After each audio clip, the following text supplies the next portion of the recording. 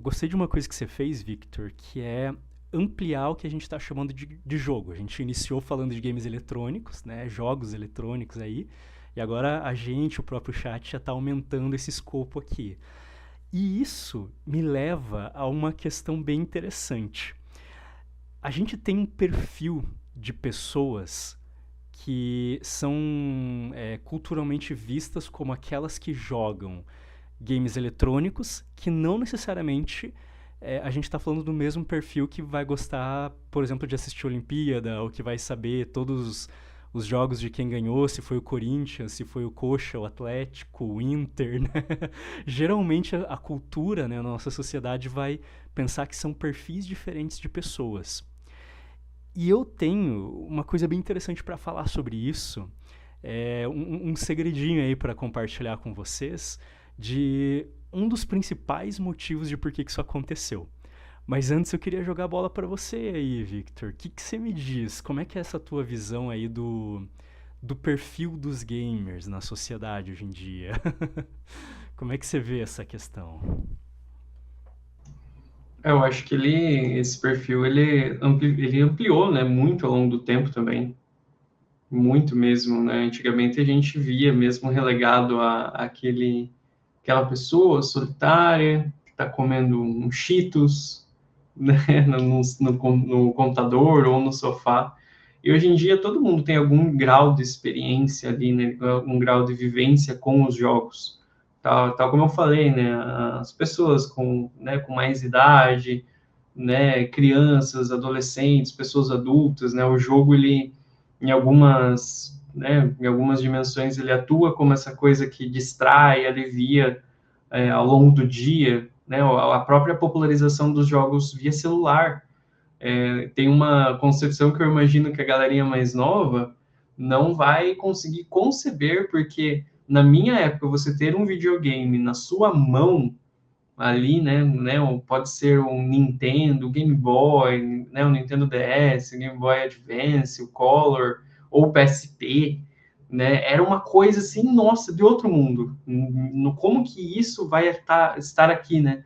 E depois a popularização e complexificação dos smartphones, isso é muito, tanto faz. Algumas vezes eu até instalei emulador de PSP e de PlayStation 1 no celular, assim, não teve o mesmo sabor ou o mesmo vislumbre, assim, né, que teria nos anos anteriores. Então, até com a popularização dos celulares, isso ajudou a, a fazer com que os jogos eles acabassem sendo popularizados para outras faixas etárias, para os outros perfis também, né?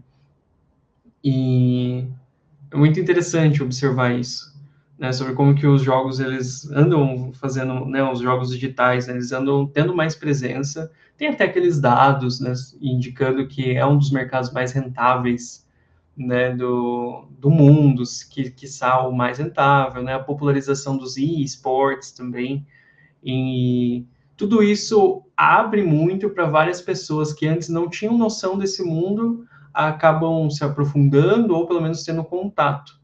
E aqui que esse choque mesmo, né, entre as pessoas de fora do mundo gamer, né, e esse mundo, ele também gera algumas coisas positivas, né, quando a pessoa ela entende ali o valor daquelas coisas, ou negativas, quando a pessoa não entende direito e acaba tentando fazer ali algumas falsas equivalências, né, a gente depois pode falar mais disso, sobre a parte da violência, do vício, né, do próprio jogo Ah, do eu quero falar tigrinho. sobre isso depois.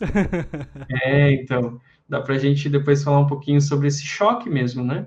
Porque antes era uma coisa muito exclusiva. A gente pode até trazer a questão do D&D, né? O D&D antes como uma prática muito seleta, muito assim, e quando popularizou, meu Deus, o D&D é uma coisa, né, terrível para as nossas crianças e gerou todo o conflito geracional que persiste até hoje, né? Então, estou falando sobre uma faca de dois gumes ali, né? Ao mesmo tempo que ampliou esse perfil, que mais pessoas conhecem, jogam né, tem aquilo nas suas vidas, outras pessoas acabam olhando para isso com temor, né? Verdade, verdade. Eu gostei muito dessas adições e tô vendo o pessoal comentando aqui também, né? A Cami tá super certa ali, né? A manutenção que ajudou aí na questão da saúde mental, né? Esse caráter foi muito importante para os games. O Among Us, o Gartic, né? Que ficaram muito famosos nessa época. Então, sim, eles ajudam até quando a gente tá trancafiado em casa tentando não morrer, né? Eu tô jogando com a galera o The Coffin of Lay e ele começa num cenário que parece ter a ver com pandemia, né? Mas é toda uma fachada, galera. A gente já passou dessa parte lá no game, né? Um pouquinho de spoiler. E o jogo se passa na década de 90, mas no final da década de 90, início dos anos 2000. E eles não tinham um Among Us pra ficar jogando online, então era complicado. Eles tinham um telefone com fio aí na época, não tinha celular direito no game, então dava pra ver muito essa diferença. Mas eu gostei muito que você falou uma coisa, Victor, só retomando ali teu discurso, né? A questão de. É um perfil que está ampliando. Mas eu vou brincar um pouquinho com a história agora, vou construir aí em cima do que você falou, e eu acho que a tua leitura é muito boa, misturando até com algumas coisas que o Tony falou ali, né? É, hoje em dia deu uma bela de uma ampliada, só que o que eu acho que boa parte das pessoas não sabem, e até tô curioso para se você sabe sobre isso ou não, cara, que é essa ampliação é mais uma reconquista da população sobre os games eletrônicos do que uma conquista. Os games eletrônicos, você vai pegar Atari, você vai pegar os mais antigos, os primeiríssimos consoles, eles vão surgir ali num determinado ponto da década de 70 para 80. E eles começaram sendo chamados de sistemas de entretenimento para a família. Sistemas de entretenimento interativos para a família. Eles eram vendidos assim.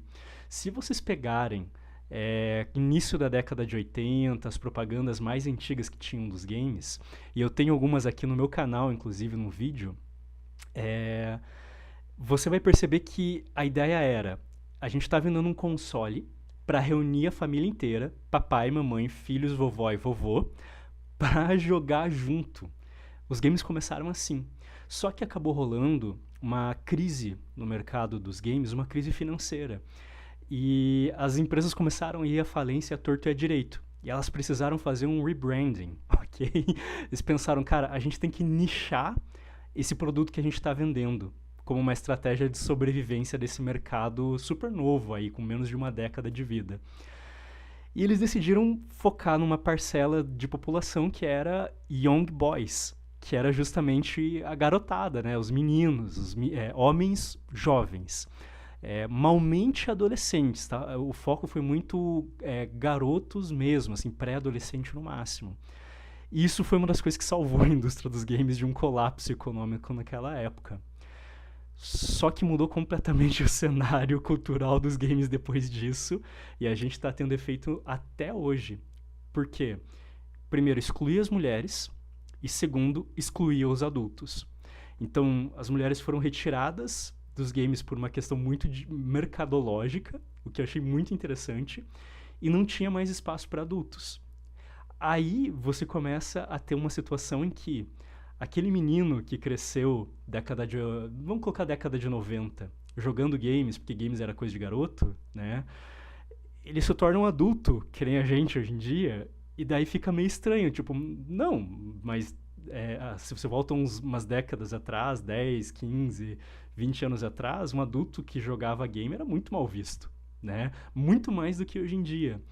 Só que o fato é que, assim, falaram, game é coisa de menino, de garoto, né? Você tem que parar de jogar depois que você vira adulto, senão isso é um sinal de imaturidade. Só que não aconteceu. O pessoal que cresceu jogando game, muitos deles continuaram jogando game, né?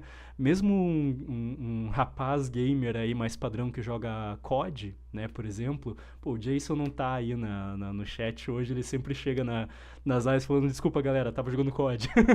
Né? Então a galera a galera, ele... Realmente, né, você tem ali um certo desafio àquela lógica. E aí começou a virar mais coisa de adulto hoje em dia.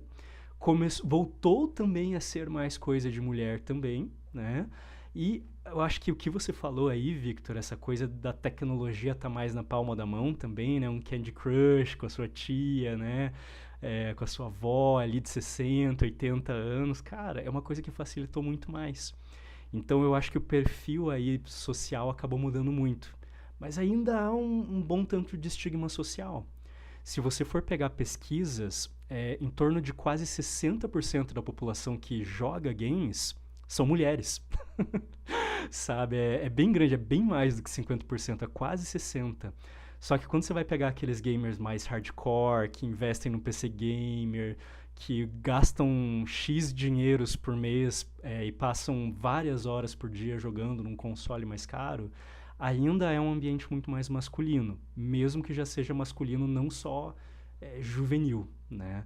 Então você tem uma mudança muito grande de aceitação, né? A gente parou de aceitar e voltou a aceitar isso. Então uma coisa que eu já queria desmistificar aqui, porque daí eu vou deixar a bola na frente do gol para você chutar aí, Victor, com relação aos discursos sociais, efeitos positivos e negativos, né?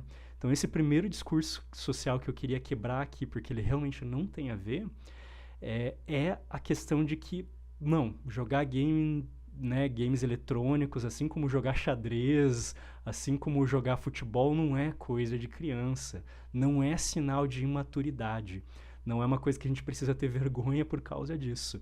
Na verdade, segundo tudo que a gente está falando aqui, pode ser uma atitude muito saudável, como a gente viu. E aqui eu resumi pra caramba um vídeo que eu tenho de uns 15 minutos, que se vocês quiserem dar uma olhada no meu canal depois, ele se chama O que Kratos, Joel e Geralt têm em comum, ok? Que é o fenômeno dos pais nos videogames. É o nome lá, eu faço uma explicação bem mais longa do que eu fiz agora, que eu dei uma resumidona, só pra não comer muito tempo da live.